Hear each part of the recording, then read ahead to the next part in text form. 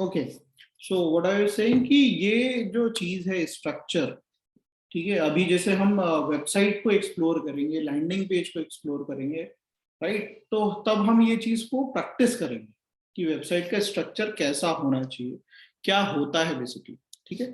Other than that, अगर मैं content की बात करूं, ठीक है, तो कंटेंट में जितनी चीजें यहाँ लिखी हुई हैं इन सबको हम एक सॉफ्टवेयर से चेक कर सकते हैं कि इजिली अंडरस्टूड का क्या मतलब होता है, कि कितनी हार्ड और इजी इंग्लिश लिखी है आपने, ठीक है, उसका एक सॉफ्टवेयर है, ठीक है ना। अगर हम बात करें फाइंडेबल, तो हम गूगल पे सर्च करेंगे, जब आपकी वेबसाइट इंडेक्स हो जाएगी तो इजिली वो पकड़ पा रहा है कि नहीं पकड़ पा रहा है, ठीक है ना, इंफॉर्मेटिव है कि नहीं है। तो without before creating website, when we are creating content, तब हम चेक कर सकते हैं टूल्स की मदद से कि हम क्या क्या ऐड करने वाले हैं उसके अंदर, ठीक है ना। तो उससे हमारे पास ये भी समझ में आ जाएगा। लाइक मैं आपको सॉफ्टवेयर्स बताता हूँ। कल क्या था, एक है आंसर द पब्लिक, जैसे ये टूल है, ठीक है, क्या हेल्प करता है ये। अब आपको किसी एक टॉपिक पे कंटेंट लिखना, जैसे कि राइस मिल, ठीक है ना, आपको वेबसाइट बनानी है, तो उस वेबसाइट के अंदर क्या क्या कंटेंट आपको ऐड करना चाहिए, तो ये आप सॉफ्टवेयर आपको बता देगा, ठीक है ना। पॉइंट, अच्छा, वैसे आपको क्या लगता है कि अगर वेबसाइट में हम जो कंटेंट डाल रहे हैं, डालने वाले हैं, डालना चाह रहे हैं, तो वो किन किन बातों पे डिपेंड करके होना चाहिए। जैसे कल परसों हमने लिखा था इजीली रीडेबल होना चाहिए, अंडरस्टैंडेबल होना चाहिए, बट किसको? सर जो कस्टमर सर्च करके आए, जो भी पर्टिकुलर कस्टमर्स, राइट, पहला ह्यूमन, राइट, दूसरा मतलब जो उसको सर्च, जो उसका क्वेश्चन है वो सॉर्ट आउट होना, वो सॉर्ट आउट होता है। मतलब हम बात कर रहे हैं, एक तो ह्यूमन है, दूसरा है software like Google search engines. We are optimizing our website for two entities at a time. एक तो यूजर जो मेरी वेबसाइट पे आ रहे हैं, ह्यूमंस, सेकंड मशीन्स। गूगल का सॉफ्टवेयर क्या है, गूगल क्या है, मशीन है, राइट। हम क्या चाहते हैं कि हमने वेबसाइट बनाई, ठीक, वो वेबसाइट अपने आप गूगल के सर्च रिजल्ट में आ जाए। अगर कोई सर्च करे, जैसे राइस मिल मैंने डाला है, अब मेरा बिजनेस क्या है, मैं राइस मिल का ओनर हूँ, राइट। अब राइस मिल को कौन खरीदता है, मतलब वहां उस सर्विस को कौन यूज करता है?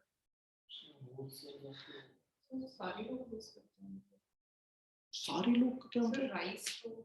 राइस नहीं, rice mill, sir rice mill तो सर जो प्रोडक्शन वाले रहते हैं, हाँ, राइट, उन लोग क्या सर्च करेंगे, राइस मिल नियर अस। क्यों क्यों जरूरत पड़ रही है? क्योंकि उन्होंने जो धान निकाला है राइस, अभी वो राइस नहीं बना है, तो वो मिल में लेके जाएंगे तो छिलका उतरेगा, तो उसकी पैकेजिंग होगी, स्टोरिंग होगी, वो सारा काम होगा, ठीक है ना। तो यूजली लोग बाग सर्च करेंगे कहाँ पे, गूगल पे। Google is kind of A index, ठीक है ना, एक डायरेक्टरी है। जैसे किसी ने सर्च किया राइस मिल नियर भोपाल, ठीक है ना, तो हमारी वेबसाइट आनी चाहिए, ठीक है ना। तो बट क्यों आएगी?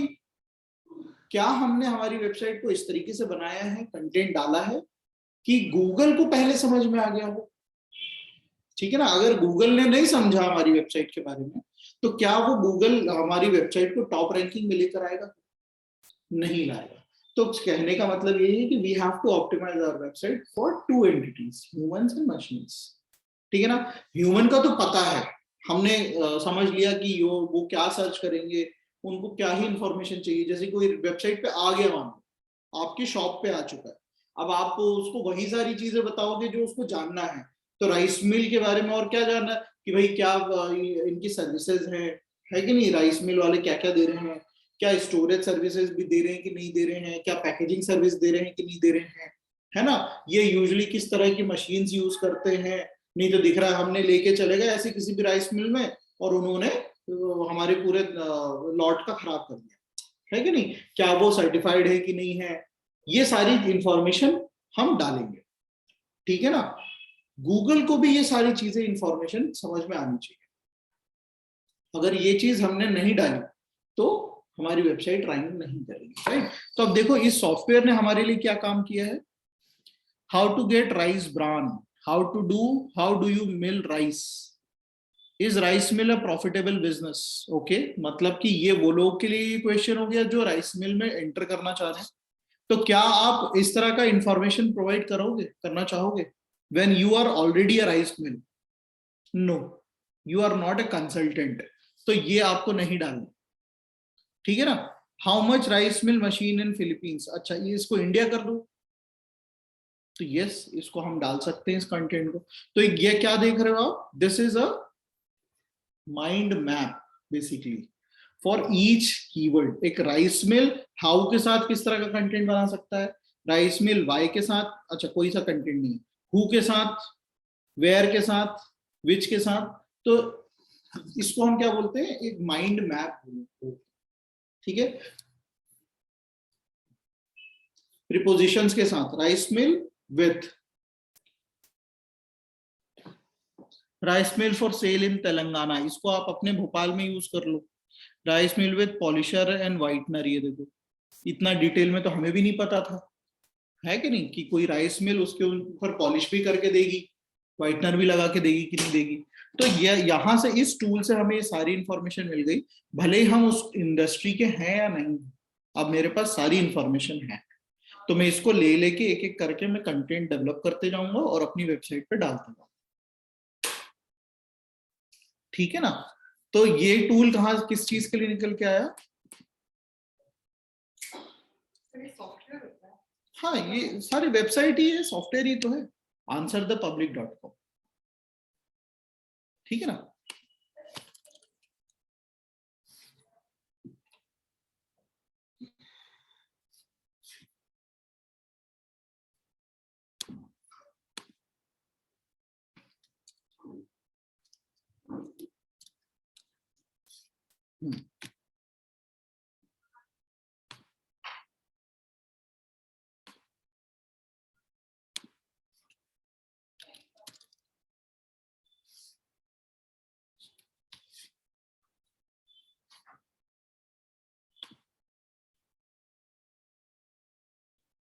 ये मैंने अभी रैंडम कंटेंट निकाल लिया, लेट अस सी कुछ कंटेंट मिलता है क्या।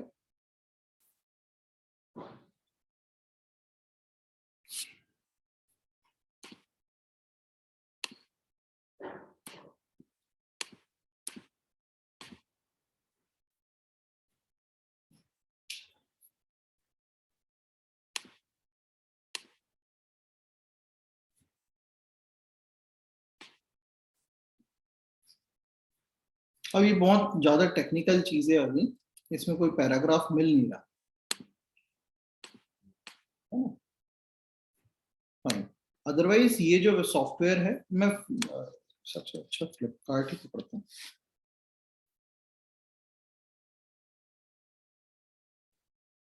फ्लिपकार्ट में जो कंटेंट है हम उसको रेट करते हैं, चलिए ये देखिए फ्लिपकार्ट का बहुत सारा कंटेंट है, होम पेज पे ही है। ये एक टूल है हेमिंगवे, ठीक है। ये आपको क्या बता रहा है, रीडेबिलिटी, ठीक है। ये कंटेंट कितना रीडेबल है, कितना डिफिकल्ट है उसके ऊपर, ठीक है। ये क्या बोल रहा है, ग्रेड 11 के ऊपर है, बट हमें क्या एम करना चाहिए, 9। What does that mean, readability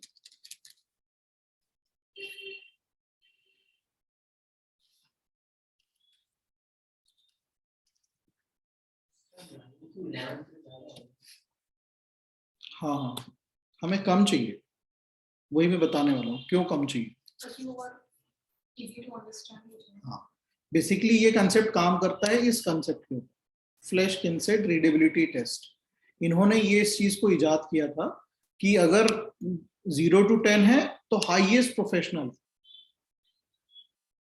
ठीक है, उतना ज्यादा difficult, extremely difficult, university graduates जो टोटल टेक्निकल बातें करते हैं, ठीक है ना।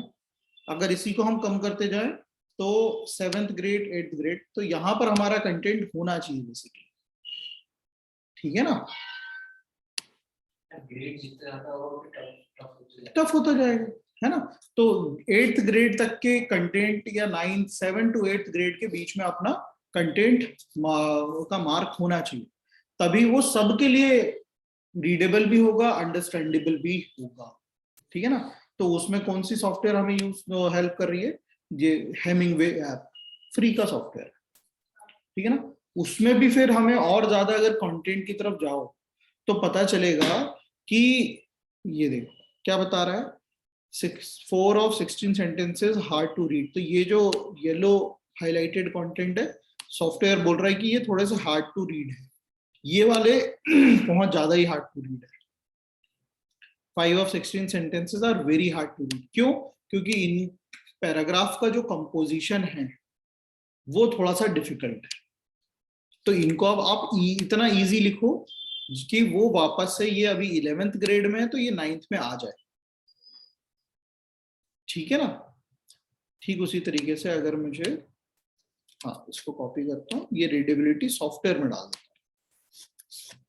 हूँ, तो ये कैलकुलेट करके देगा सेम चीज जो हमने यहाँ पर ये मार्किंग देखी ना, वही ये भी सॉफ्टवेयर करके देगा। लेटेस्ट सी, अच्छा पैसे लेगा फिर करेगा नहीं, देखो क्या बोल रहा है, 50.5 हार्ड टू रीड। 50.5 कहां पर आ रहा था, ये यहाँ है ना, मतलब सॉफ्टवेयर सही काम कर रहा था वाला भी, 10th और 11th ग्रेड के बीच की बात कर रहा था, ठीक है ना। तो मतलब कि जो फ्लिपकार्ट के पेज पे डाला हुआ है सामान कंटेंट, वो हार्ड टू रीड तो है ना। 8.5 के उसमें ये गनिंग फॉग इंडेक्स बोलता है कि आपका जो कंटेंट लिखा हुआ है वो पैराग्राफ में, बड़े बड़े पैराग्राफ में नहीं होना चाहिए, छोटे छोटे पैराग्राफ। जितना छोटे छोटे पैराग्राफ रहेगा उतना रीडेबिलिटी और बढ़ेगी, ठीक है ना। ये कुछ कंटेंट के और बारीकियां हैं, ठीक है। अभी अगर मैं बोलूं कि आपको कंटेंट में दे रहा हूं, लेट अस सी, उप्स कहीं क्लिक हो गया, ये मैं कंटेंट दे रहा हूं, ठीक। फिलहाल आप तो इतना बड़ा देख रहे हो, छोटे में, छोटी स्क्रीन में आप देखो, तो क्या आप इसको रीड करने में कितनी डिफिकल्टी लगेगी, कितना आसान लगेगा। I am not talking about the quality of English, वो तो हमने सॉफ्टवेयर में देखा, वो तो टफ है ही, बट ये जो कंटेंट दिख रहा है आपको, मैं थोड़ा सा बड़ा भी कर देता हूँ, तो ये आपको इजी टू रीड लग रहा है क्या? स्मॉल होम अप्लायंस वाला ही पढ़ता हूं मैं। अच्छा, इजी टू रीड में क्या समझ में आता है, actually I wanted to say that easy to scan, right. Instead of easy to read I would have said easy to scan, right. क्योंकि ह्यूमन जो आई बॉल्स होती हैं वो रीड नहीं कर रही होती एक चीज, वो स्कैन कर रही होती, ठीक है ना।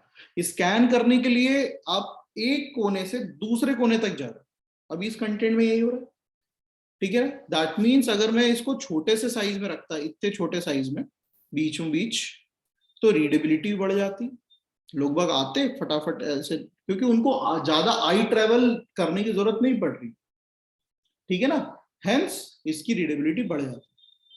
तो ये दिक्कत है, तो दो दिक्कत समझ में आई, एक स्कैनेबल नहीं है ये कंटेंट, ठीक है, छोटे पैराग्राफ में भी नहीं है, तीसरी चीज डिफिकल्ट तो है ही। तो क्या ये ह्यूमंस के लिए बनाया गया है? कभी फ्लिपकार्ट पे जाके आपने कंटेंट पढ़ा है? सर फ्लिपकार्ट पे मतलब प्रोडक्ट के लिए जाते हैं ऑलमोस्ट, है कि नहीं? तो क्या ये कंटेंट ह्यूमंस के लिए लिखा गया है? शुरुआत में मैंने बोला ना, दो तरह के लोग के लिए करना, 2 टाइप्स ऑफ एंटिटीज, एक ह्यूमंस और एक मशीन्स। तो ये कंटेंट किसके लिए लिखा गया? मशीन, है कि नहीं? इसीलिए उन्होंने अगर चेक भी किया होगा ये सब, तो बोले छोड़ दो, अपन को तो गूगल को अट्रैक्ट करना है। तो गूगल कैसे अट्रैक्ट हो रहा है अगर इसमें ये सारे पैरामीटर्स हैं? अब देखो गूगल भी क्या बोलता है, अभी अब लेटेस्ट स्मार्ट गूगल जो हो गया है, वो बोलता है कि जितने भी यूजर्स के वो है क्वेश्चंस हैं, आपको सबके आंसर करने हैं, ठीक है। तो आप ये सारी चीजें अपनी वेबसाइट पर डालोगे, तो गूगल क्या है, वो आता है आपकी वेबसाइट पे, वो इंडेक्स करेगा, उसके एल्गोरिदम जो है वो सारा सब कुछ देखेगा, और जब भी अगर कोई सर्च करेगा तो मैं यही वेबसाइट आगे करूँ। तो सिंपल सी बात है, अगर आपको बोला जाए कि 10 लोग हैं, 10 लोगों में से किसी एक को चुनना है ना, तो आप कैसे चुनोगे, है ना, सिलेक्शन और रिजेक्शन वाले ही अप्लाई करोगे। तो गूगल भी वही कर रहा है, गूगल भी हायर कर रहा है बेस्ट रिजल्ट प्रोवाइड करने वाले को। तो गूगल के सामने तो इतनी सारी वेबसाइट्स, करोड़ों साइट्स हैं, उसमें भी वो चीज ये देखता है कि सबसे ज्यादा अच्छा आंसर कौन दे रहा है, इजी टू अंडरस्टैंड, और एटलीस्ट आंसर दे रहा है। ठीक है ना, तो ये चीज समझ में आती है कि गूगल को सारी इंफॉर्मेशन प्रोवाइड करनी है। साइट पे जो भी चीजें थी उनके बारे में as much as possible चीजें डाली हैं। डाल दी, ठीक है ना, पता चला कि अच्छा 3000 वर्ड का कोई कंटेंट होता है, तो उसमें सारा सब कुछ आ जाता है। ठीक है ना, वहीं पर दूसरी वेबसाइट ने कितना कंटेंट डाला हुआ है, 2000 वर्ड, 2500 वर्ड, और किसी ने 6000 वर्ड का। ठीक है ना, हाँ उसने भी ऐसा नहीं किया रिपीट किया, उसने केस स्टडीज भी डाल दी हैं, डिफरेंट डिफरेंट सिचुएशंस डाल दी हैं। ठीक है ना, अब जैसे कि ये तो हो गया होम पेज। हम देखते हैं मोबाइल में एक सैमसंग का,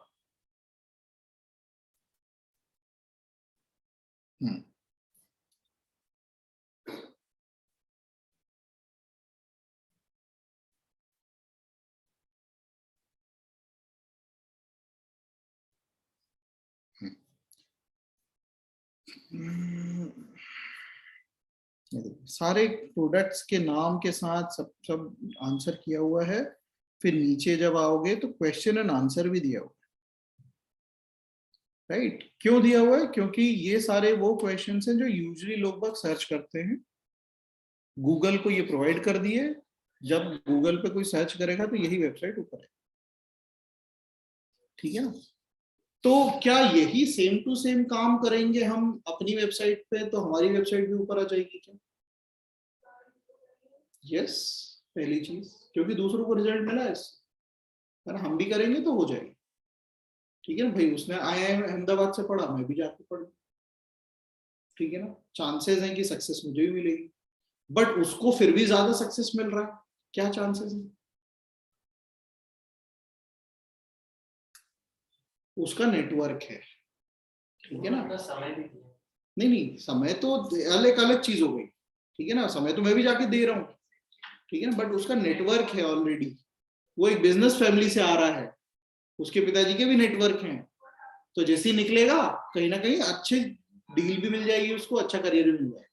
बट मैं जो स्ट्रगल करके जा रहा हूँ, ना मेरे पिताजी का नेटवर्क है ना मेरा है, मैं तो जाके सिर्फ एजुकेशन लोन लौटाने की कोशिश करूंगा, राइट, तो मुझे हो सकता है उतना अच्छा करियर ना मिले। ठीक है ना, तो दैट मीन्स वेबसाइट में जो कंटेंट डाल रहे हैं, दैट मीन्स वो हो गया हमारा ऑन पेज। ठीक है ना, और इसके अलावा you have to create network, right, of page. वही, वो हम जब SEO पढ़ेंगे तब अपन समझेंगे कि फ्लिपकार्ट ने कितना नेटवर्किंग कर रखी है। ठीक है, अगर हमने उसी लेवल की नेटवर्किंग कर दी तो हम भी फिर फ्लिपकार्ट को बीट करने लग जाए। ठीक है नहीं, तो कोई सा भी कीवर्ड हो, अगर वो राइस मिल से रिलेटेड है तो हम चेक करेंगे कि अभी अच्छा कौन कौन सी वेबसाइट आ रही है। आ गया भाई, राइस मिल नियर मी।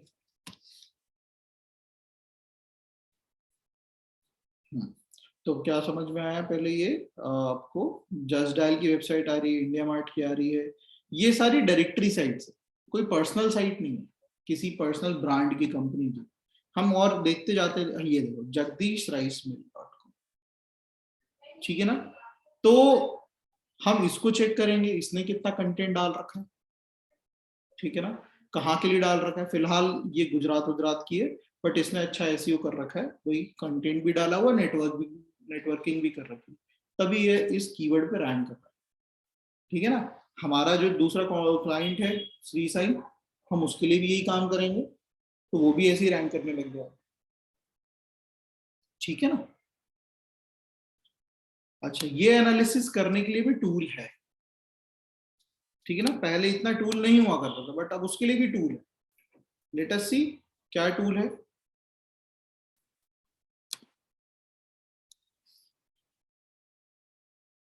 किसी एक पर्टिकुलर कीवर्ड पे मुझे रैंक करना है, तो मुझे किन किन इंफॉर्मेशन की जरूरत पड़ेगी।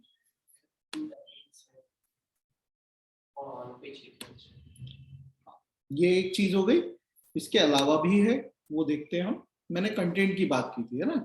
हो सकता है उसने 2000 वर्ड का कंटेंट लिखा, मैं 3000 वर्ड का लिखूंगा, है ना। उसका जब कंटेंट एनालाइज किया मैंने, तो ओवरऑल मान लो 56 प्रकार के क्वेश्चंस होते हैं जब हम राइस मिल की बात करते हैं। तो उस 56 में से उसने मात्र 20 का ही आंसर किया हुआ, राइट। मैं उससे ज्यादा आंसर कर दूंगा, मैं ज्यादा इंफॉर्मेशन दूंगा, ठीक है ना। ये टूल है जिसको बोलते हैं एसईएम स्कूप, ठीक है।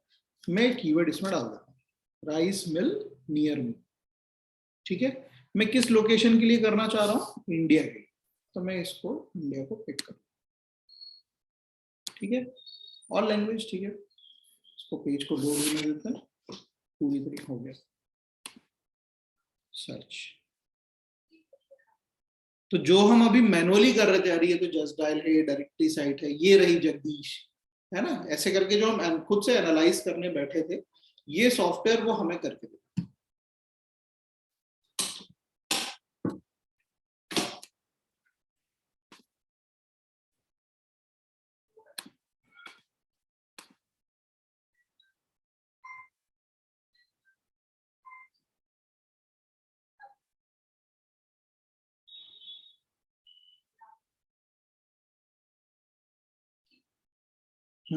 अब यहाँ पर आपको ध्यान से देखना, कितने सारे पैरामीटर्स हैं यहाँ।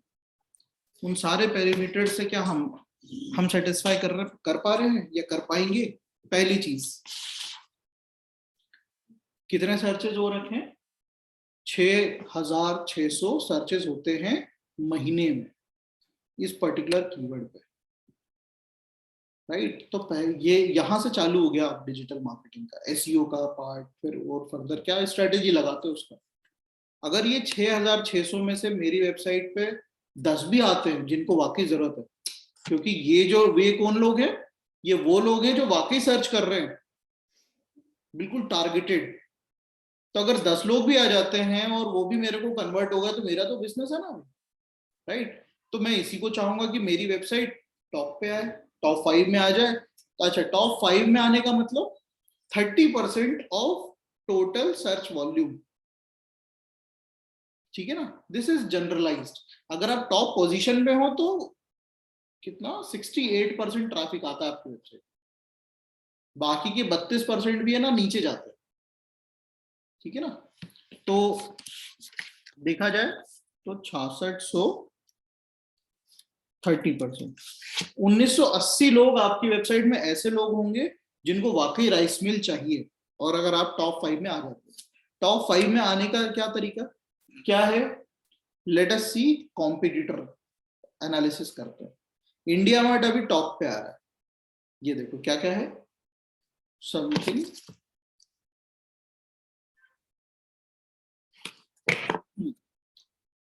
डोमेन एज कितना साल पुराना है, 25 साल पुराना। और हमारा डोमेन कितने साल पुराना है, मुश्किल से 4 महीने पुराना है, राइट। ऐसा देखा जाए तो क्या हम कॉम्पीट कर पाएंगे, नहीं, डिफिकल्ट लग रहा है। अच्छा, ये डोमेन अथॉरिटी और पेज अथॉरिटी मतलब ओवरऑल इस पेज का, ये जो पेज रैंक कर रहा है उसकी वैल्यू बता रहा है। और ये वैल्यू कैसे बढ़ती है, कंटेंट प्लस नेटवर्किंग, है ना। कंटेंट साइज, हाँ ये इंडिया मार्ट है, ठीक है ना।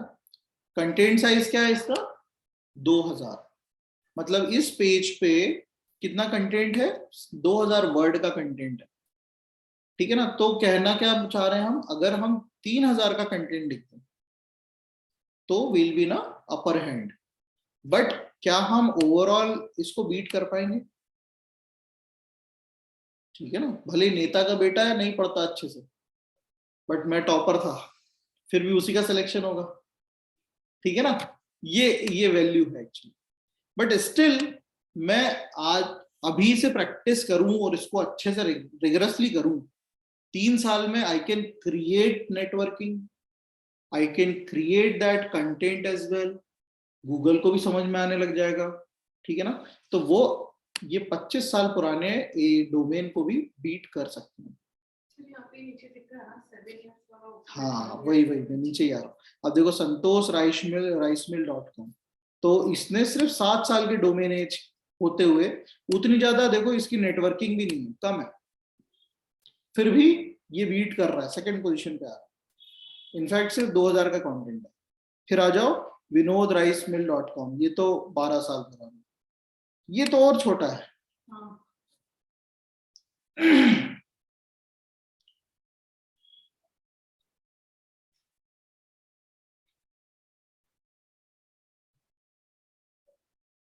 अच्छा फिर भी मैंने क्या बोला, 5 महीने पुराना है हमारा डोमेन, तो क्या 5 महीने पुराना डोमेन बीट कर पाएगा? नहीं, अचानक से तो नहीं कर पाएगा। इसलिए, और दूसरा ये जो एसईओ वाला काम है, क्योंकि हम किस पे अपनी रैंकिंग लाना चाह रहे हैं, गूगल पे, सर्च इंजन, तो कम से कम 4-5 महीने तो लगेंगे कम से कम, ठीक है। और बट कंपटीशन को देख के लग रहा है कि ज्यादा ही समय लग रहा है, तो 1 साल के लिए आपको सिर्फ एसईओ करना है, ठीक है ना। मतलब आपको नेटवर्किंग क्रिएट करनी है, आपको कंटेंट अपडेट करना है, गूगल को ये लग जाना चाहिए कि इसकी वेबसाइट में वो सारी इंफॉर्मेशन है। दूसरा, बट स्टिल 5 महीने का डोमेन है, 1 साल भी दे दिया तो कितने महीने का हुआ, 15-16 महीने का, ठीक है। 1 साल 5-6 महीने मान लो, तो क्या उस समय बीट कर पाएगा क्या? चांसेस हैं, बट फिर भी नहीं कर पाएगा। क्यों नहीं कर पाएगा? अब देखो, हाँ वो और भी ज्यादा ग्रो कर लिया होगा, तो क्यों ना मैं अपने ऑफिस में, अपने नेटवर्क में कोई ऐसा पुराना बंदा लेकर आ जाऊं जो उनके इक्विवेलेंट, जो उतना ही पुराना था, राइट, वो मेरी हेल्प कर देगा। तो गूगल भी इसी तरीके से काम करता है, राइट। मान लो मैं 1.5 साल पुराना डोमेन, ठीक है, मेरे पास कोई नहीं है मेरे साथ, मैंने सिर्फ नेटवर्किंग करी, बट इतना कोई पुराना बंदा था नहीं मेरे पास, बंदा मतलब वेबसाइट की बात कर, तो मैंने एक ऐसी वेबसाइट से क्या ली, बैकलिंक ले ली। Do you know what backlink is? मैंने अपनी वेबसाइट की लिंक उनकी वेबसाइट पर डाल दी, ठीक है, so that anybody will click there, they will come back to me, ठीक है, अगेन रेफरेंस, ठीक है ना। तो मान लो ऐसी वेबसाइट जिसका डोमेन एज 7-8 साल पुराना या 10 साल पुराना है, ठीक है ना, उससे मेरा बिजनेस भी मैच कर रहा है, तो मैं उनकी वेबसाइट पे जाऊंगा, उनसे रिक्वेस्ट करूंगा और कैसे भी करके मैं एक अपनी लिंक डलवा दूंगा, ठीक है ना। अब आ गया, मेरा साथ मिल गया, तो हो सकता है फिर मैं बीट करूं। This is the concept of SEO. अब ये आपके ऊपर है कि आप इतनी अच्छी बैकलिंक्स कहां से लाओगे, इतने अच्छे रेफरेंसेस कहां से लाओगे, ठीक है ना। तो ये सॉफ्टवेयर का समझ में आया कि क्या काम है इसका। अच्छा, दूसरा एक चीज ये बोल रहा है, डिफिकल्टी लेवल। ये वाला सॉफ्टवेयर यूज किया होगा आपने, ये देखिए था, ओके। तो ये डिफिकल्टी लेवल क्या बता रहा है, 16, ठीक है। माउस रखा है मैंने इसके ऊपर, एक सेकेंड हम ये देख लेते हैं कुछ आया है।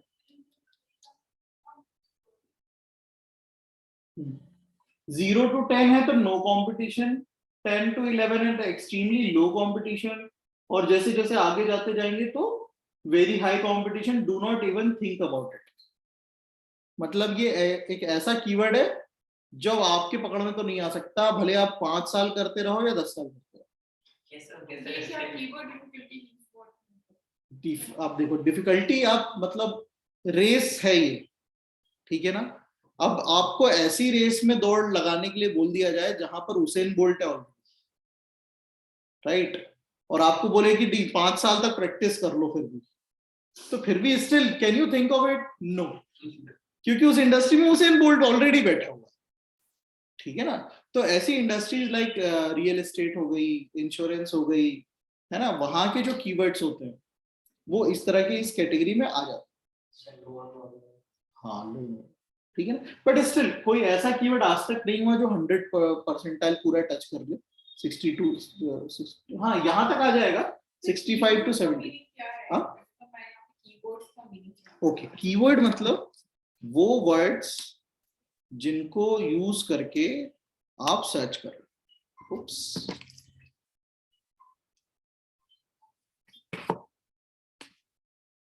This is called keyword.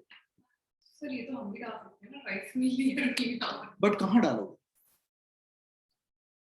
हम सर्च कर रहे हैं, ठीक है ना, बट ये यही वेबसाइट टॉप पे क्यों आ रही है?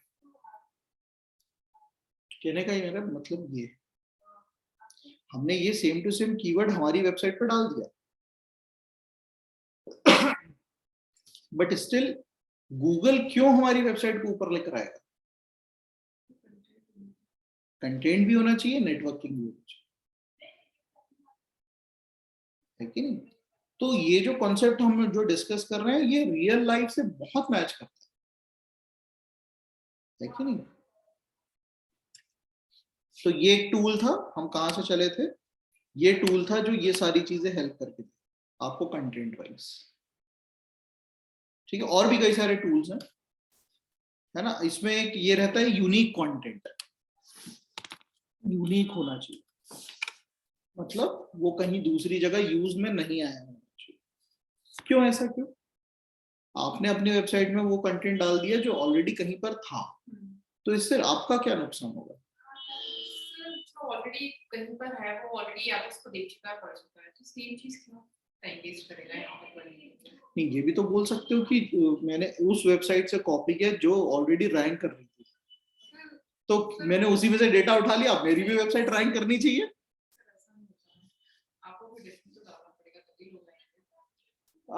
ठीक है, एक तरह से आपने सही पॉइंट बोल रहे हो, बट इसका हाँ कहीं, अब ये देखो ये तो टेक्निकल चीजें हो गई, हाँ कॉपीराइट कि आपने हमारी कॉपी की है, नहीं कर सकते। हाँ, वो तो एक लीगल टेक्निकल पॉइंट हो गया, मगर ये बहुत रिलेवेंट आंसर ये भी सही है कि मैं उस वेबसाइट से मैंने कंटेंट लिया जो ऑलरेडी रैंक कर रहा था, लोगों को वही तो कंटेंट चाहिए, गूगल को तो वही कंटेंट चाहिए, तो मैंने उसी को as it is copy paste कर लिया, ठीक है ना, तो मेरी भी वेबसाइट ऊपर आ जानी चाहिए।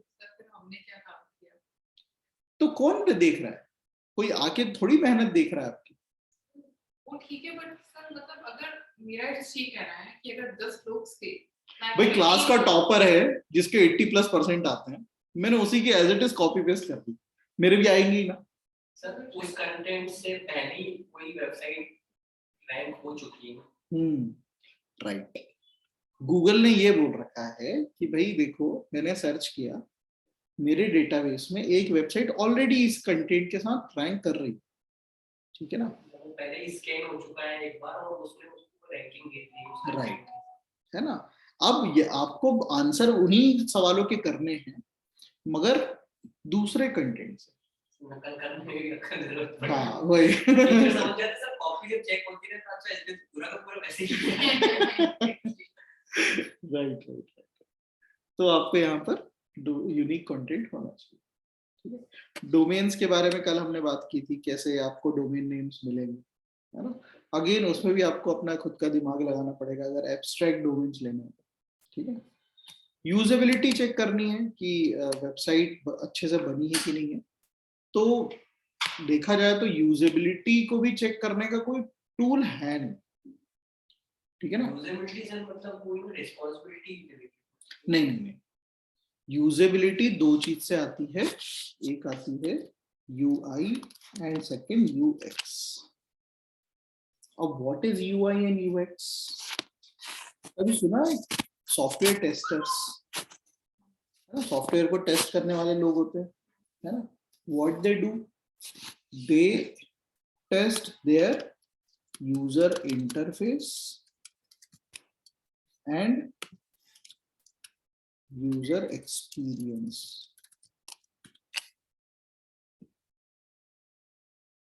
फाइन। अब व्हाट इज दिस? नहीं बोलिए। सर एक्चुअली क्या है ना, जैसे मैं उदयपुर शिफ्ट कर रही हूँ, तो एक चीज मैंने देखी, तो सर अगर मैं यहाँ पे भोपाल में स्कूल्स का सर्च करती हूँ, बड़ा अच्छा डेटा आ जाता है। बट वहाँ जब मैंने अपने कैंटोनमेंट के पास के मैंने प्राइमरी स्कूल सर्च करे, स्कूल्स आए, बट सर रिव्यूज की अगर मैं बात करूँ, एक बंदे ने, मतलब बहुत सारे आप कहाँ पे, भोपाल में या उदयपुर, अच्छा उदयपुर, क्या ओके है, मतलब वो उस चीज पे काम नहीं करते, जबकि आजकल सारे लोग इसके थ्रू जाते हैं, अप्रोच करते हैं। ये पॉइंट है एक्चुअली, ये जयपुर की दिक्कत है, पूरे पूरे राजस्थान मुझे की ऐसा दिक्कत है। लगा they are not that much. हाँ, क्योंकि जब हम लोग गए ना, हमारा एक बहुत बड़ा क्लाइंट है जयपुर का, तो वहां जाके जब हमने पूछा और बात पता करी, तो बोले कि ये जो कंपनी है वो भी पहली बार डिजिटल मार्केटिंग करवा रही है, और they are the one of the pioneer in this industry, जो आज से 20-25 साल पहले से मार्केट, 36 साल पहले से, सॉरी, ठीक है। तो मैंने बोला कि आपके अलावा भी तो होंगे और नए नए भी आ रहे होंगे, उनको भी तो चाहिए होगी डिजिटल मार्केटिंग। तो फिर पता चला, जो वहां रहने वाले हैं उनसे पता चला कि नहीं, जयपुर एक ऐसी रॉयल सिटी है, राइट। अब रॉयल से समझ लो, इंसान के अंदर जब रॉयल नेचर आ जाता है तो उसको कुछ फर्क नहीं पड़ता। क्यों? क्योंकि बिजनेस वैसे ही चला आ रहा है, लोगों के पास वैसे ही पैसा है। सर हाँ, वहाँ पे एक्चुअली हम अभी उदयपुर जा रहे हैं, जयपुर पे रह चुके हैं, हमारी प्रॉपर्टी भी है वहाँ पे। ये चीज देखी है, मैं 2014 की बात बता रही हूँ, मतलब वहाँ पे मॉल्स में 9:30 बजे के बाद आपको लोग नहीं दिखते थे, मतलब अभी तो बढ़ता जा रहा है, अब तो हम गए भी कभी, बट हाँ चीजें हैं वहाँ पे, लोगों में बहुत पैसा है, बहुत पैसा है, चल रही है लाइफ, है ना, घर में 4-4 5-5 गाड़ियां हैं, वहां इतनी कोठियां हैं, तो कोई फर्क ही नहीं पड़ रहा कि पॉजिटिव रिव्यू चाहिए या निगेटिव चाहिए। नहीं सच में मैं कल रात की बात है, बड़ी सर मैंने अपने हस्बैंड को बताई, मैंने कहा यार मतलब कोई कुछ रिव्यूज ही नहीं है, तो मैं कहाँ सारे स्कूल्स में। बट नहीं, अभी अब थोड़ा सा चेंज आ रहा है ना। तो अगर ये चीज आपको दिख रही है, you can easily approach, right. और हाँ, थोड़ा सा समझाने पे वो समझने लग गए। क्यों? क्योंकि हो क्या रहा है, मेरे साथ भी 2 लोगों का हुआ, डॉक्टर्स, ठीक है। आज से मतलब 5-6 साल पहले तक उनका यही कहना था, नरेंद्र क्या ही जरूरत है डॉक्टर, मतलब मेडिकल लोग को, डॉक्टर लोग को क्या ही जरूरत पड़ती है डिजिटल मार्केटिंग की, है ना। लोगों को दिक्कत होती है, वो ऐसे ही आ जाते हैं, है ना, आ जाते हैं। मैंने भी ठीक है, चलो इतना ज्यादा प्रेशर नहीं किया। अब उनके पलट के फोन आ रहे हैं कि नरेंद्र करना है डिजिटल मार्केटिंग, उसके बिना तो कुछ होगा ही नहीं, हमारे कॉम्पिटिटर ऐसा कर रहे हैं, वो कर रहे हैं। वो फिर ऊपर आ जाएंगे, आप अच्छे होते हुए भी, हाँ, ये लोगों को पता ही नहीं आपके बारे में। राइट। तो वही जो दिखता है वो बिकता है ना। बट वही है कि वहां पर पैसा, उस जो स्कूल चला रहे हैं किंडरगार्टन, वो इसलिए नहीं चला रही कि उनको कमाई करनी है, अपनी लाइवलीहुड चलानी है, वो उनको इसलिए चलानी है कि बहू घर में फालतू बैठी हुई थी, बेटी हाथ में बैठी हुई थी, उनको खोल के दे दिया, चल रही।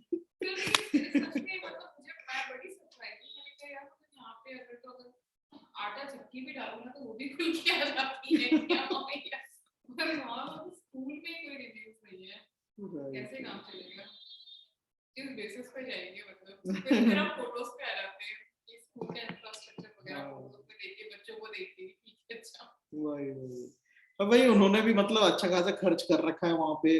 अब छोटी सी भी मतलब रेस्टोरेंट भी जाओगे ना, इतना अच्छा खर्च कर रखा है उन्होंने कि वो क्या, मतलब अंदर से मस्त मजा आ रहा है। एक तो जयपुर सिटी, उसमें सबसे ज्यादा फॉरेनर्स आ रहे हैं, तो इसलिए सबको ही करके रखते हैं। मतलब उनका ये बिजनेस है ना, बट ये चीज मतलब आज से 5-10 साल और ले लो, वो आएगी आएगी, जरूर पड़ेगी पड़ेगी। और वो खुद करते होंगे, मतलब शायद नहीं करते, बट हाँ मुझे लगता है, अब हरियाणा की बात करें या किसी जगह की बात करें, तो ये उनका वही चलता है, उस टाइम पर तो आएगा ना, राइट। ओके, सो यूजेबिलिटी बेसिकली कि ये यूज करते समय कितना इजी है और ये देख के कितना समझ में आ रहा है, ठीक है ना। Why always logo is kept in the left side of the screen, right. जबकि आप वही वो ऐसी कंट्रीज जहां पर राइट टू लेफ्ट पढ़ते हैं, वहां पर वेबसाइट पूरी फ्लिप्ड रहती है। राइट। साइन आउट का जो बटन होता है, ठीक है ना, साइन आउट लिखा नहीं रहता आजकल, एक छोटा सा बटन रहेगा और उसमें दरवाजा आधा खुला हुआ है और एरो बाहर की तरफ, सिंबल्स, ठीक है ना। कई वेबसाइट में होम का बटन नहीं देते अब, क्यों? क्योंकि लोगों को पता है होम का बटन क्या करता था, होम का बटन क्लिक करो तो होम पेज पे वापस आता। बट आज की डेट में सब लोग इतने अकस्टम्ड हो गए हैं कि लोगों पे क्लिक करते हैं होम पे आ जाते हैं, ठीक है ना। तो वो क्या हो गई, यूजर इंटरफेस, ठीक है ना। और जो भी कलर सिंबल इन सब से रिलेटेड है वो हो गई यूजर एक्सपीरियंस, ठीक है ना। एक पेज पे या एक डिजाइन है तो कौन सा बटन कहां रखना है वो यूजर इंटरफेस कहलाती है, और उस बटन को मैं रेड कलर में करूं या ग्रीन में करूं वो क्या कहलाती है, यूजर एक्सपीरियंस, राइट। आप बहुत अच्छे से इमेजिन कर सकते हो बस का जो ड्राइवर का जो होता है ना डैशबोर्ड, या कार का डैशबोर्ड होता है, why always gear is in left hand, why not in the right hand, right. Why buttons are near to your fingers, your hand reachability, ठीक है ना। वो ऐसी जगह क्यों नहीं है जहां पर है कि नहीं। तो वो क्या कहलाएगी, वो यूजर इंटरफेस, एक इंटरफेस लेआउट की बात करें, ठीक है ना। तो अगर आप जब फर्स्ट टाइम बना रहे हो वेबसाइट, ठीक है, तो आप क्या करोगे, जो चला आ रहा है वो करोगे, ठीक है ना। बट जब आप बनाते बनाते इतना एक्सपीरियंस हो जाओगे चीजें देख देख के, तब आपको समझ में आएगी कि अच्छा जो मेरे यूजर हैं, ठीक है ना, उनके लिए मेरे को अलग डिजाइन बनाना पड़ेगा, क्योंकि कंपनियां तो जैसे कार वगैरह तो पूछती है वो क्या क्या फीचर्स चाहिए, वो पब्लिक से ही पूछती है, उसके बाद आपके हिसाब से डिजाइन की जाती है। बिल्कुल, वो तो फुली कस्टमाइज्ड की बात, राइट। वो उसमें भी यूजर की एक्सपीरियंस खराब नहीं होना चाहिए, यूजर को ये फील आनी चाहिए कि भाई जो मैं चाहता हूँ मेरे हिसाब का बना के दिया वोट करवाते हैं है कि नहीं, तो वो भी है यूजर एक्सपीरियंस की बात, ठीक है ना। तो आप जब वेबसाइट पे काम करोगे तो भैया यूट्यूब की बात करें, यूट्यूब में लेफ्ट साइड में वीडियो क्यों चलती है, राइट में क्यों नहीं चलती, है कि नहीं। राइट में रिकमेंडेशन की लिस्ट क्यों आती है, लेफ्ट में क्यों नहीं आती, या नीचे क्यों नहीं आती है, राइट। इफ यू रिमेंबर, अगर आपको शुरुआत की याद हो, राइट में ही सारे लिस्ट होती है, राइट की जगह वो नीचे देते थे पहले, ठीक है ना। भाई देखने की हमें जो अच्छी लग रही है, कितना अच्छा आइडिया है, ऊपर पिक्चर दिखा दो और नीचे सारे वो दे दो रिकमेंडेड वीडियोस, राइट। बट ये फ्लॉप हो गया, क्यों फ्लॉप हो गया, क्योंकि हमें जो चीज अच्छी लग रही है वो सबको अच्छी लगे ना।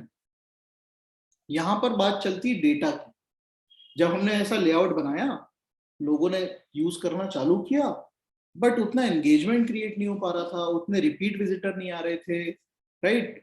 तो फिर उन्होंने लेआउट चेंज किया, लेआउट चेंज किया मतलब यूजर का इंटरफेस चेंज किया। फिर उन्होंने क्या किया, लेफ्ट में वीडियो डाला, जब वीडियो देखते देखते राइट में भी रिकमेंडेशन दिखने चाहिए, तभी वो जैसे ही ये खत्म होगा तो वहां जाएगा, या देख के रखा रहेगा इस वीडियो को देखने का मुझे वही देखना है, राइट। पहले वाले सिस्टम में क्या था, पूरा वीडियो खत्म होगा, फिर मैं स्क्रॉल करूंगा, फिर मैं सोचूंगा, राइट। यहाँ पे भी सोचो कितना स्टेप वाइज उसने सोचना पड़ रहा था, राइट। और हम इंसान बड़े आलसी होते हैं, ज्यादा एफर्ट लगाते हैं।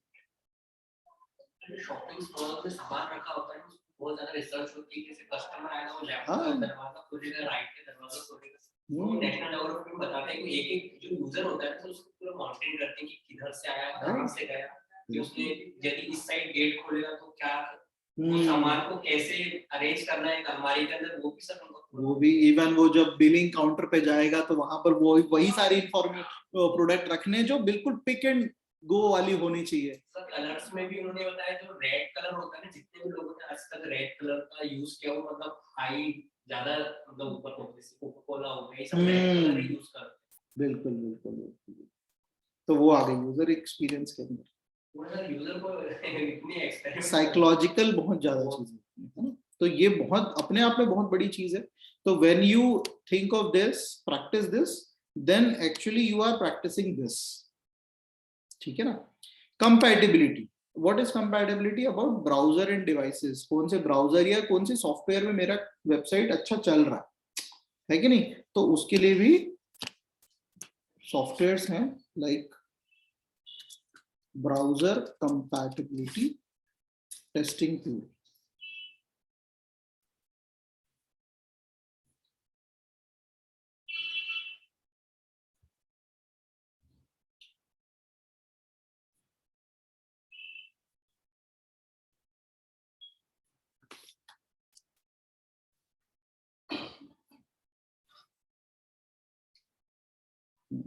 ब्राउजर शॉर्ट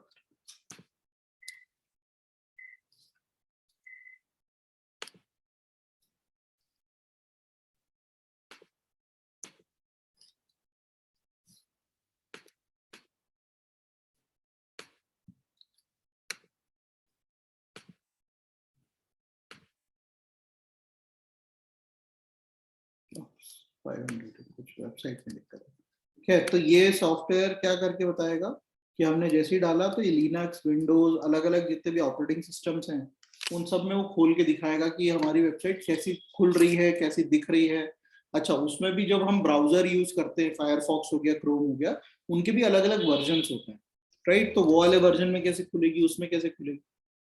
तो ये डेवलपर का काम है बेसिकली कि डेवलपर उसको उसके हिसाब का ऑप्टिमाइज करके बना के रखे, तभी तो यूज कर पाएगी जनता, राइट। हर किसी के पास बिल्कुल लेटेस्ट डिवाइस नहीं हो सकता, लेटेस्ट सॉफ्टवेयर नहीं हो सकता, ठीक है ना। कई सारे आज भी क्या कर रहे हैं, वो फीचर्ड फोन में यूज कर रहे हैं, अपडेट भी नहीं करते, राइट। बहुत सारे लोग ने आईफोन खरीद रखा बट वो भी बहुत पुराना यूज कर रहे हैं, ठीक है ना। और भाई आप उनको ये भी नहीं बोल सकते कि अपग्रेड योर फोन, राइट। आपको अपने सॉफ्टवेयर, अपनी वेबसाइट को उनके हिसाब से बनाना पड़ेगा, ठीक है। That is what compatibility is.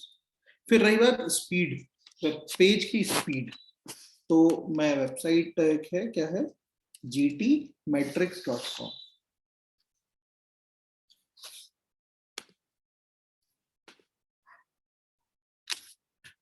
ये हो गया। एक और वेबसाइट है पिंगडम टेस्टिंग टूल, पिंगडम टूल। ये दो सबसे ज्यादा वाइडली यूज्ड सॉफ्टवेयर्स हैं। आपकी वेबसाइट कितना टाइम ले रही है, स्लो चल रही है, फास्ट चल रही है, ये सब ये बताएगा।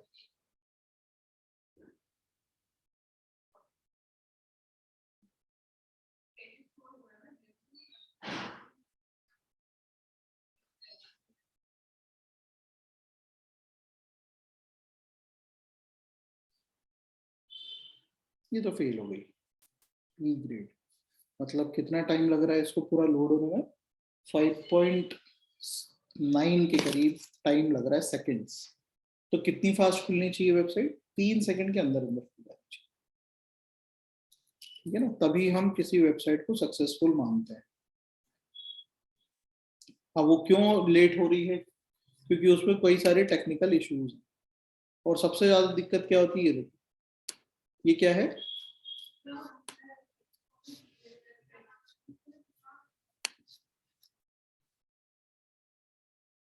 पिक्चर, ठीक है।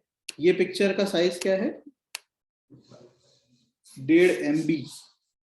और ऐसी कई सारे पिक्चर्स हैं जो 1-1 MB के करीब की, राइट। अब आप सोच लो उस पेज, ये वाला जो पेज है वेबसाइट का, आ गया, वो कितना हेवी पेज है। वीडियो डजंट मैटर, क्यों, क्योंकि देखो वेबसाइट खोलते हैं, होम पेज पे वीडियो भी है, हटा दिया था, और इसको अंदर वाले पेज से कनेक्ट कर दिया, नहीं किया। हाँ, ये सब वापस से ठीक करना पड़ेगा। खैर, तो इसमें ये देखो, ये इमेजेस जो यूज हुई हैं, ये बड़ी हेवी हेवी इमेजेस, इनका साइज छोटा करना पड़ेगा। जितना कम रहेगा साइज, उतनी जल्दी अपलोड होगी, राइट। लोगों को ओपन करने में इजी रहेगा, है ना। ऐसा तो है नहीं कि हर किसी के मोबाइल में सेम स्पीड मिल रही हो। मतलब अभी तो फिर भी ठीक हो गई ये चीजें। पहले जब सोचो, जब 2G 3G था, उस समय कितना ज्यादा टाइम लगता था, है ना। बट फिर भी अभी भी ये दिक्कतें चल रही हैं, है ना। हाँ, रही बात अगर वीडियो आपने वेबसाइट पे डालना है, ठीक है, तो क्या चीज करेंगे आप, यूट्यूब पे डालें। क्यों? क्योंकि अगर आपके ही सर्वर पे रहेगी वो वीडियो, तो वो वीडियो लोड होने में बहुत टाइम लगता है। जो हमने कैलकुलेशन किया था ना 2 MB, अब सोचो वो वीडियो कितने सारे लोग देखेंगे, तो वैसे सर्वर बैठ जाए, ठीक है ना। तो instead we will upload on YouTube and then उसको यहाँ पर एम्बेड कर दो। तो अगर कोई ओपन कर रहा है तो यूट्यूब का सर्वर बना ही इसीलिए कि फटाफट वीडियो दिखा सके, तो वो दिखा देगा, ठीक है ना। तो there are lot of things in this one slide, ठीक है। तो जो भी हमारी आज की ब्रीफिंग हुई है, अच्छा दूसरा साइट स्ट्रक्चर भी बताता चलता हूं।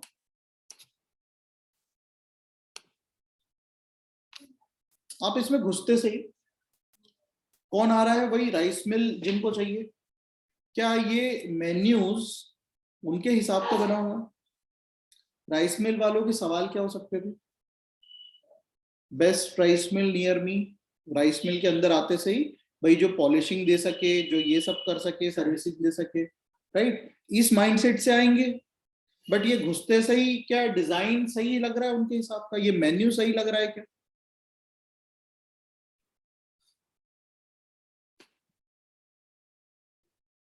राइस पे क्लिक किया तो राइस वाले पेजेस पे पहुंच गए जहां पर राइस बेच रहे हो।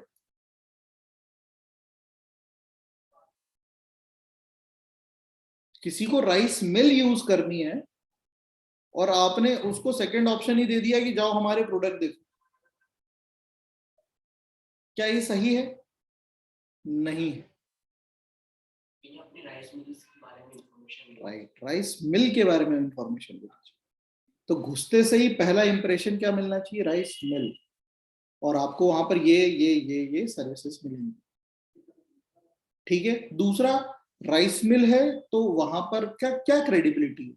मैं इतना सारा 1 टन सामान लेके आपके और राइस मिल में आऊं और फिर वहां मुझे पता चले कि आपकी तो कोई स्टैंडर्ड ही नहीं है, राइट। तो वेबसाइट में क्या डालोगे जिससे कि सामने वाले को स्टैंडर्ड्स के ऊपर भरोसा हो? Certificates, right. तो यहीं पर ओपन करते से ही होम पेज आपको सर्टिफिकेट्स की फोटोज होनी चाहिए, राइट। वो हम क्यों डालते हैं 9000 ISO सर्टिफिकेशंस, राइट, वैसा कुछ, ठीक है। जैसे ही ये नीचे जाए फिर यहाँ पर आना चाहिए, हाँ जैसे कि ये चलो एग्जांपल दे दिया कि अबाउट साई ऑर्गेनिक ये क्या करते हैं।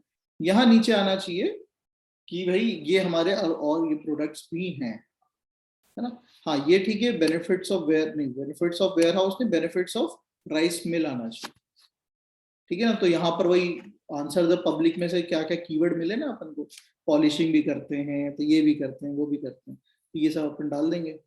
फिर यहाँ नीचे डालेंगे कि भाई प्रोडक्ट्स, हमारे राइस के प्रोडक्ट्स भी, if you are interested you can check these out and you can directly buy as well, ठीक है ना।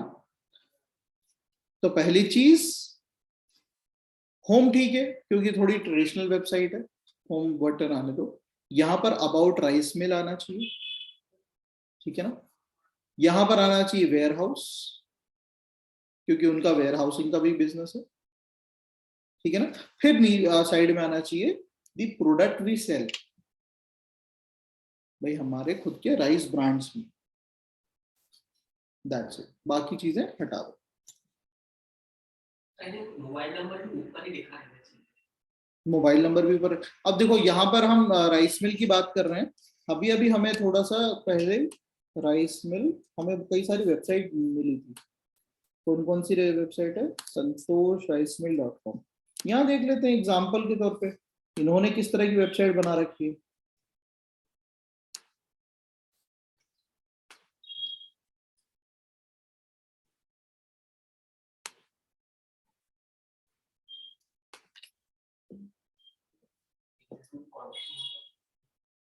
ये देखो इन्होंने अच्छे से दे रखा है, इंफ्रास्ट्रक्चर भी है, प्रोडक्ट भी है ना, पैकेजिंग भी बता दी हमने, ये भी मिलता है वो भी मिलता है, ब्रांड हमारे कौन कौन से हैं, जैसे कि उन्होंने के ब्रांड है वैसे हम भी प्रोडक्ट इस तरह से दिखा सकते हैं, एक्सपोर्ट भी करते हैं सर्टिफिकेशन भी, ठीक है ना।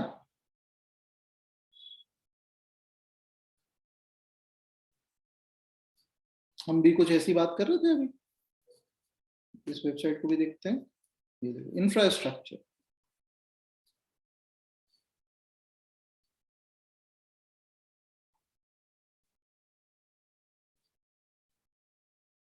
प्रोसेस, हम कैसे लेते हैं प्रोडक्ट को, कैसे उसको स्टोर करते हैं, ये सारी चीजें। वेबसाइट बनाना वही है, इतनी सारी मेहनत को ही एक्यूमुलेट करके पोर्ट्रे करना है। वो तो बिल्कुल बेसिक, मतलब अगर इससे कंपेयर करते हो तो बिल्कुल, हाँ क्योंकि उसमें इतनी मेहनत लगी नहीं है ना, एक्चुअली मेहनत क्यों नहीं लगी, क्योंकि क्लाइंट ने कोई डेटा ही नहीं दिया है ना। तो अब हमारे पास कुछ कॉम्पिटिटर के वेबसाइट्स हैं, डिजाइन्स भी हैं, ठीक है ना, हमें डिजाइन वही रखना है, बस कंटेंट थोड़ा सा उठा उठा के सेटअप करना, ठीक है ना। खैर, तो ये हो गया अपना काम।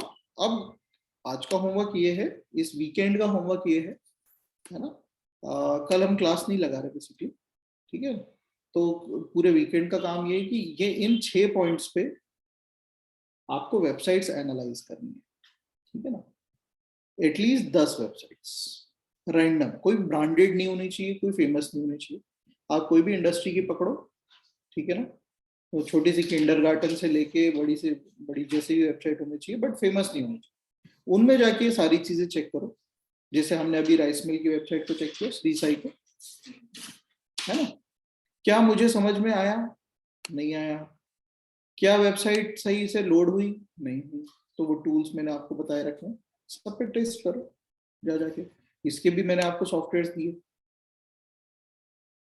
ठीक है ना, तो मैं अब भी डालूंगा, नहीं बिल्कुल बिल्कुल, क्योंकि अब ये पूरा वीकेंड का भी काम दे रहा हूँ इसीलिए, है ना, ठीक है, चलिए।